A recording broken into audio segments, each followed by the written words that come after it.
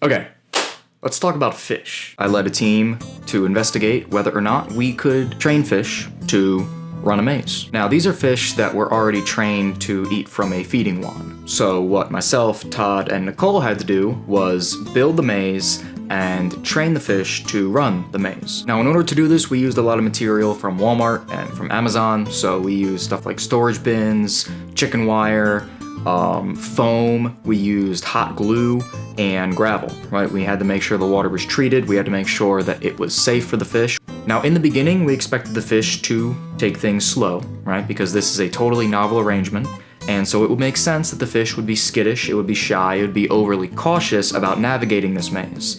And that's exactly what we saw.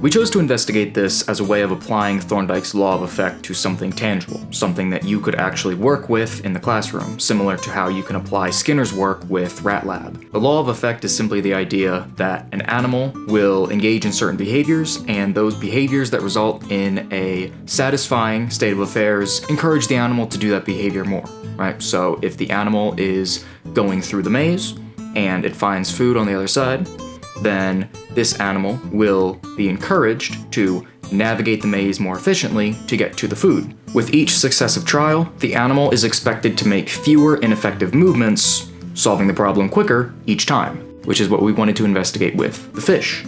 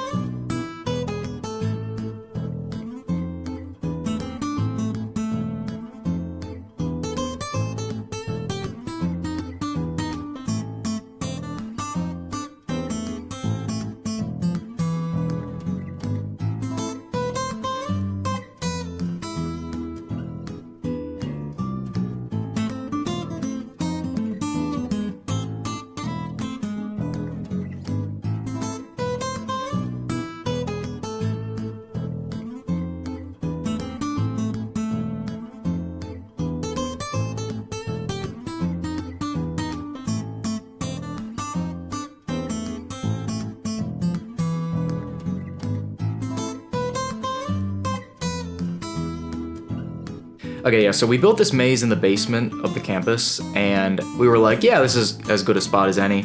One thing we did not consider is how cold it would get down there. And so when we came back from a particularly cold weekend, we found that the water temperature had dropped tremendously. Of course, we didn't really find this out until we put the fish in, and the fish was absolutely stunned by the change in temperature, which was a really bad move on our part, which we then had to immediately correct by getting a heater and a thermometer, because of course, why wouldn't you control for water temperature? That was something that we just took for granted, because of course, room temperature is fine, but the room temperature dropped too far because we're in the basement in winter and it's cold.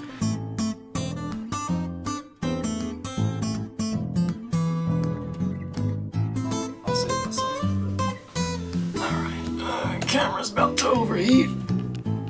Alright, so here we have an update on what's going on with the maze. One thing I've done is cut a little porthole on the side. That way the thermometer can be clearly seen and we can easily keep track of water temperature. And to help with that, put in a little heater. This should get the water temp up to somewhere near 73 degrees, something much more what the fish are used to.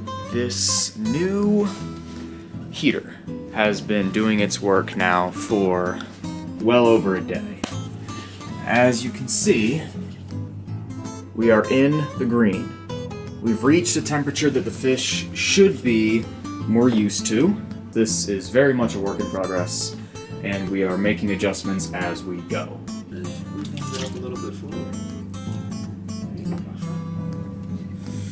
Alright, when you're ready. 3, 2, 1, fish lab. So at this point, the fish is comfortable with the maze, okay? It's no longer a novel arrangement, and the water temperature is where it should be. At this point, we're like, why isn't the fish running the maze faster? You know, why is it avoiding the end of the maze? And this is where the idea of aversives come in. When the fish runs the maze, it reaches the wand, it gets food, but then within 30 seconds, maybe even within 10 seconds of it completing its trial, we net it. What we've unknowingly trained this fish to think is that it will run the maze, it will get food, and then it will get the net.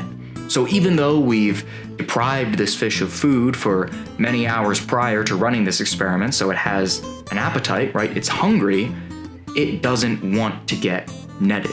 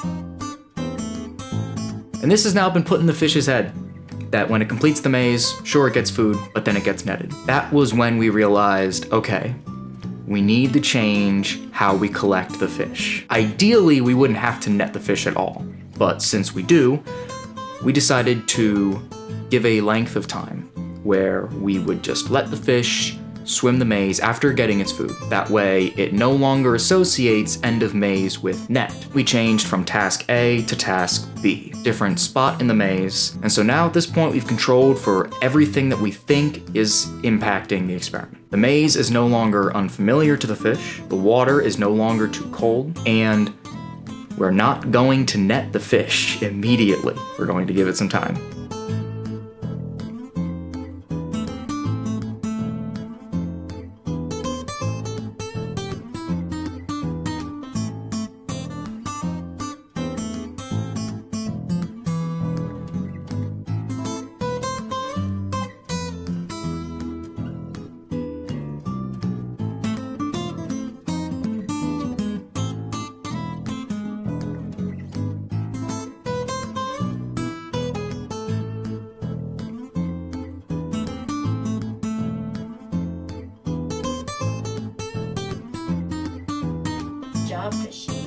faster. Excellent. 4 minutes, 40 seconds, and only 15 minutes. All right. Good job, buddy.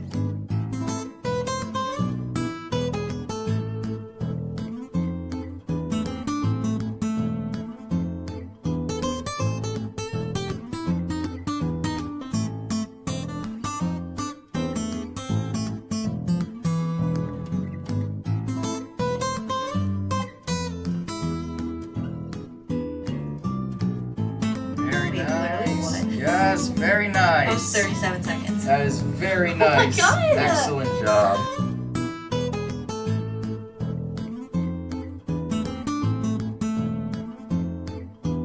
So long as the fish is not put too far out of its comfort zone, we are able to train it to run this maze, at least in this first iteration. There are different directions that we could take this. Todd had suggested that we create a maze arrangement where we section it off bit by bit, so we start with a small segment of maze that the fish runs, and then we gradually move the walls further and further back. That way the fish has more maze to explore. Another arrangement would be have a home tank where the fish live 24/7, and then have a maze that you then put into home tank. That way when the fish completes the trial, you just remove the maze and there they are right at home. That way you would only have to clean one tank and you wouldn't have to worry about any difference between home water and maze water because you'd just be running right in one tank.